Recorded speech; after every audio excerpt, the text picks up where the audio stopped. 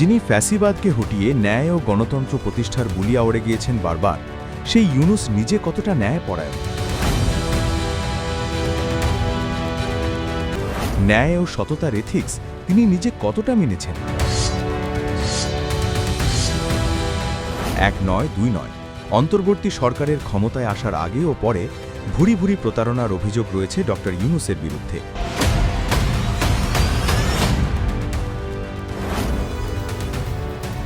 চট্টগ্রাম বিশ্ববিদ্যালয়ে অর্থনীতি বিভাগের অধ্যাপক পদে থাকাকালীন জুনিয়র গবেষকদের প্রকল্পকে নিজের বলে চালিয়ে নেওয়ার অভিযোগ উঠেছে ডক্টর ইউনুসের বিরুদ্ধে।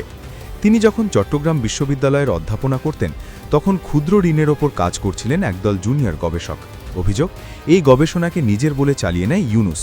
পরবর্তীকালে এই গবেষণায় গ্রামীণ ব্যাংক মডেল হিসেবে পরিচিতি পায়। প্রমাণ হিসেবে আমাদের হাতে এসেছে তৎকালীন চট্টগ্রাম বিশ্ববিদ্যালয়ের ভাইস চ্যান্সেলরকে লেখা একটি চিঠি।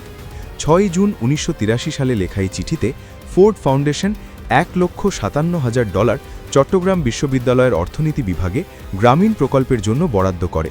1983 সালের 19 এপ্রিলে লেখা আবেদনের ভিত্তিতে এই আর্থিক অনুমোদন করা হয়েছে বলে চিঠিতে উল্লেখ করা হয়।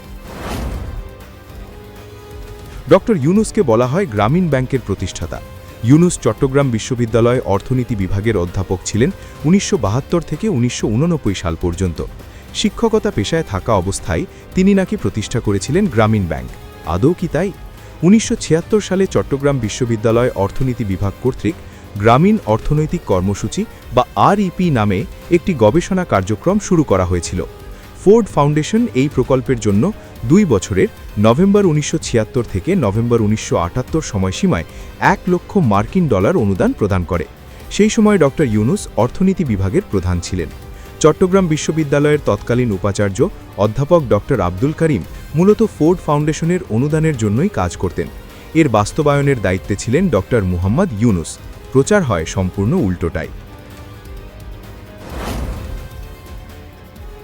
জোবরা গ্রামে এই ক্ষুদ্র ঋণ প্রকল্পটি প্রাথমিকভাবে সফল হলে চট্টগ্রাম বিশ্ববিদ্যালয় কর্তৃপক্ষ ইউজিসির মাধ্যমে কৃষি মন্ত্রণালয়কে অবহিত করা হয়েছিল। 1978 সালের 1 ডিসেম্বর তৎকালীন বাংলাদেশ ব্যাংকের গভর্নর অসিত কুমার গঙ্গোপাধ্যায়ের সভাপতিত্বে অনুষ্ঠিত এক সভায় চট্টগ্রাম বিশ্ববিদ্যালয়ের গ্রামীণ অর্থনৈতিক কর্মসূচির অধীনে গ্রামীণ ভূমিহীনদের ঋণ প্রদান বিষয়ক কর্ম গবেষণা প্রকল্পের আলোকে গ্রামীণ ব্যাংক প্রকল্প নামে একটি নতুন প্রকল্প গ্রহণ করা হয়। বাংলাদেশ ব্যাংকের বিশেষ কৃষি ঋণ কর্মসূচি থেকে এই প্রকল্পের জন্য 100 কোটি টাকা বরাদ্দ করা হয়েছিল। এই প্রকল্পটি বাস্তবায়নের দায়িত্ব প্রাথমিকভাবে কৃষি ব্যাংক ও সোনালী ব্যাংককে দেওয়া হয়েছিল। যেহেতু ডক্টর ইউনুস বিভাগীয় প্রধান হিসেবে REP এর দায়িত্বে ছিলেন, তাই তাকে গ্রামীণ প্রকল্পের প্রকল্প পরিচালক হিসেবে যোগদানের জন্য অনুরোধ করা হয়েছিল।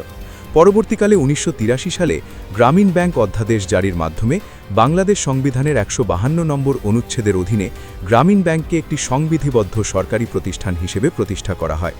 প্রথম পর্যায়ে ব্যাংকটির 60% মালিকানা ছিল সরকারের এবং 40% ঋণ গ্রহীতাদের, কিন্তু বিভিন্ন সময়ে তা পরিবর্তন করে 25% সরকারের এবং 75% গ্রাহকদের করা হয়।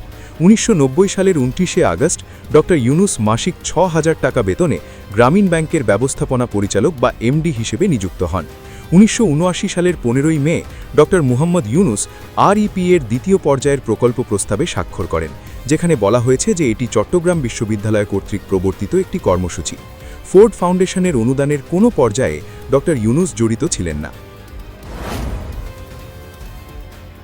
1983 সালে প্রেসিডেন্ট এরশাদের আমলে বাংলাদেশ সরকার গ্রামীণ ব্যাংককে পূর্ণাঙ্গ ক্ষুদ্র ঋণ সংস্থা হিসেবে স্বীকৃতি দিয়ে একটি আইন পাশ করে। এটা মূলত একটি সরকারি প্রতিষ্ঠান। শুরু থেকেই বাংলাদেশ সরকার গ্রামীণ ব্যাংককে আর্থিক সহযোগিতা দিয়ে আসছে। সাইফুর রহমান সাহেবের আমলে 300 কোটি টাকা ঋণও দেওয়া হয়েছিল গ্রামীণ ব্যাংককে।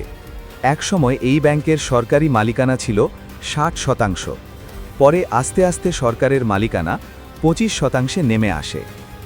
ডক্টর ইউনুস শুধু এই ক্ষুদ্র ঋণ চালু করে গ্রামীণ ব্যাংক প্রতিষ্ঠার কৃতিত্বই আত্মসাৎ করেননি, বরং ব্যবস্থাপনা পরিচালক MD হওয়ার পর তিনি গ্রামীণ ব্যাংককে নিজের হাতের মুঠোয় নিয়ে এর ওপর একক নিয়ন্ত্রণ প্রতিষ্ঠা করেন এবং ব্যাংকটিকে তার ব্যক্তিগত স্বার্থের হাতিয়ারে পরিণত করেন।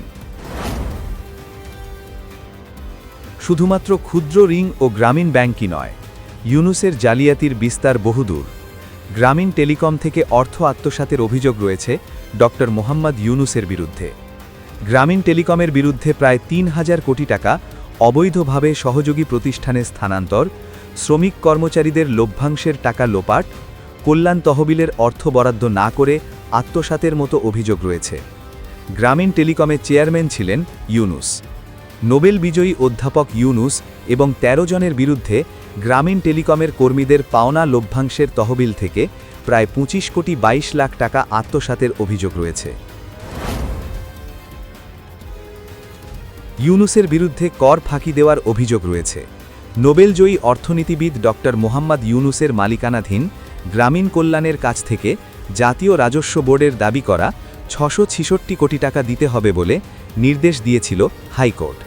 হাসিনা সরকারের পতনের পর ইউনুস ক্ষমতায় এলে অর্থনীতিবিদ ডক্টর মোহাম্মদ ইউনুসের মালিকানাধীন গ্রামীণ কল্যাণের কাছ থেকে জাতীয় রাজস্ব বোর্ডের দাবি করা ৬৬৬ কোটি টাকা প্রদানে দেওয়া রায় স্বতঃপ্রণোদিতভাবে প্রত্যাহার করে নিয়েছে হাইকোর্ট। ২০০৬ সালে ইউনুস ও তার প্রতিষ্ঠিত গ্রামীণ ব্যাংক যৌথভাবে নোবেল পুরস্কার পায়। যে ক্ষুদ্র ঋণ প্রকল্প ও গ্রামীণ ব্যাংককে সামনে রেখে তিনি কৃতিত্ব অর্জন করেছেন, নিজের বলে দেখিয়েছেন, আদতে দেখা যাচ্ছে সেই প্রকল্প চট্টগ্রাম বিশ্ববিদ্যালয়ের। শুধু তাই নয়, ক্ষমতায় বসে নিজের বিরুদ্ধে ওঠা ৭টি মামলা নিষ্পত্তি করিয়েছেন ডক্টর ইউনুস। গ্রামীণ কল্যাণ ট্রাস্টের টাকা জনসাধারণের কল্যাণের কাজে না লাগিয়ে উপার্জিত সুদের টাকাকে লভ্যাংশ হিসেবে দাবি করে কর ফাঁকের অভিযোগ রয়েছে ইউনুসের। তাহলে দেখা যাচ্ছে যে ইউনুস ন্যায় ও সততার কথা আওড়ে নিজেকে বারবার সৎ ও চরিত্রবান লোক বলে প্রমাণ করার চেষ্টা করেছেন। তিনি নিজে একজন আপাদমস্তক দুর্নীতিবাজ লোক।